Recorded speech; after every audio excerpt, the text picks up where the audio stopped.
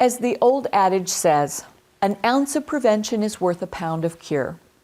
While reporting suspected instances of abuse is critical, the best way to protect children from abuse and neglect is to have strong preventative systems in place, both in the child care setting and in partnerships with families. Let's talk about some ideas for reducing the risk of abuse in both child care and home settings. Most of the ideas here are based on sound best practices in child care that you might be using already. This list is not meant to be all-inclusive. Some strategies to help prevent child abuse include careful planning of child care environments, hiring and training well-qualified staff, and carefully attending to their emotional needs, writing and implementing policies specifically designed to protect children, and building strong, positive partnerships with families.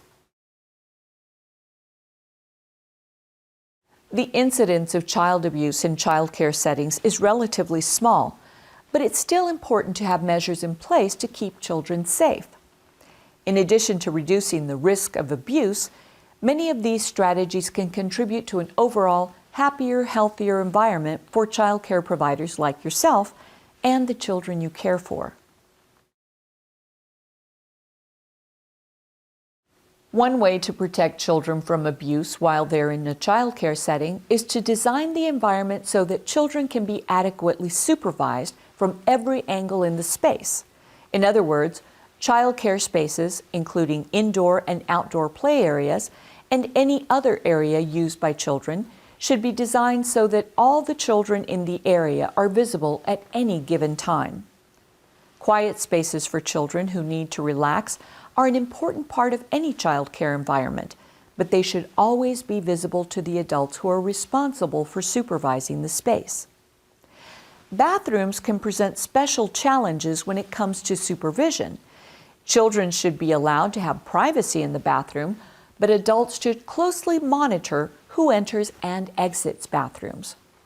In many cases, it can be beneficial to implement a policy that only one child may use the bathroom at a time.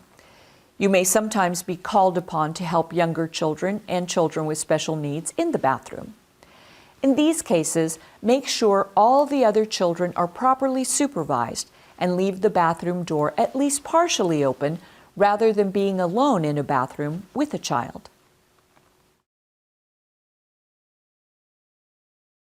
Another way to prevent abuse in child care settings is through considerations in staffing. Child care providers are least likely to perpetrate abuse when they have a strong understanding of children's needs and capabilities. An in-depth understanding of typical age-appropriate development allows child care providers to have age-appropriate expectations for the children in care. With this in mind, child care providers should meet minimum qualifications, including education and experience in child development, and should participate in ongoing professional development related to guidance and behavior management strategies and abuse prevention. And of course, all potential employees of child care programs should undergo criminal background checks and provide several professional and personal references. Even well-qualified staff can become overwhelmed by challenging situations that sometimes arise in child care. Child care providers should be given short breaks on an as-needed basis and should rotate responsibilities so that no one staff member is consistently left to handle the most challenging situations. It can also help to give child care providers a chance to share frustrations and collaboratively generate solutions as a part of regular staff meetings.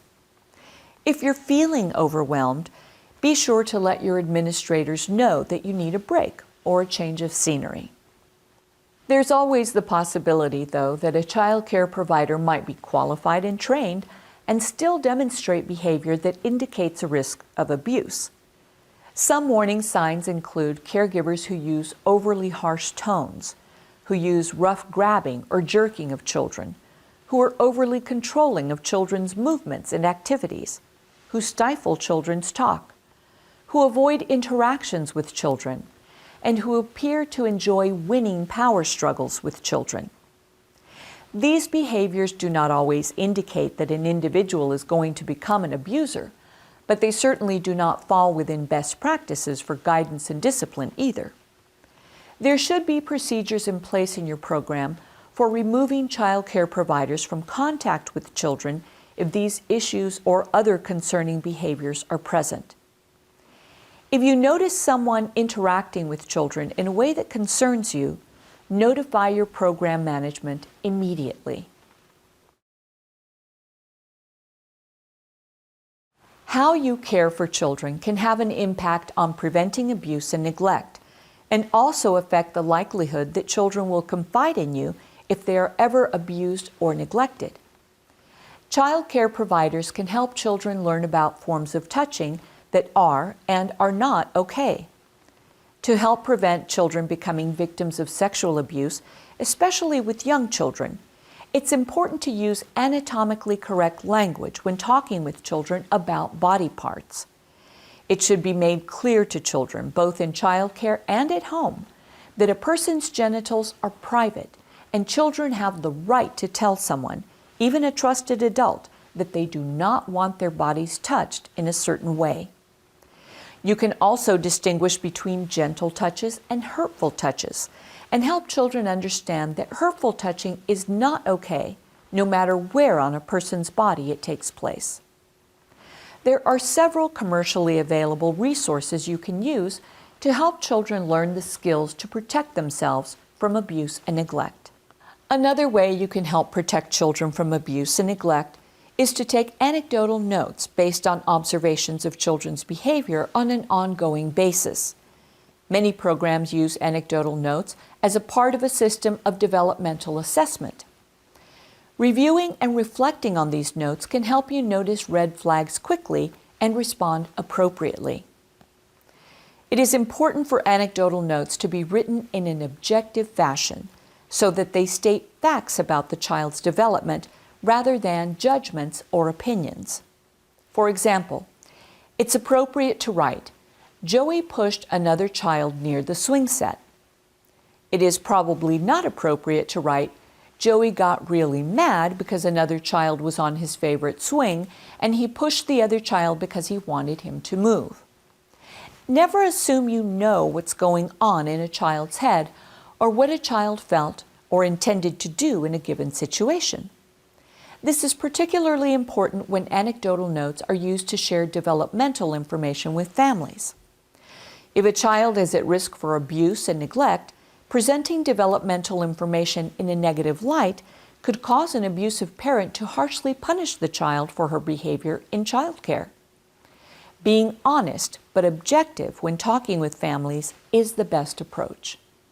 In the unfortunate event a child is abused or neglected, she may disclose the abuse to an adult. Later in this course, we'll discuss in more detail how to handle a conversation in which a child discloses abuse or neglect. But it's important to note that children are more likely to make these disclosures to an adult they trust. Building open, trusting relationships with children in which they feel like you really care about what they have to say can help a child feel comfortable enough to talk with you in the event he ever becomes a victim of abuse or neglect.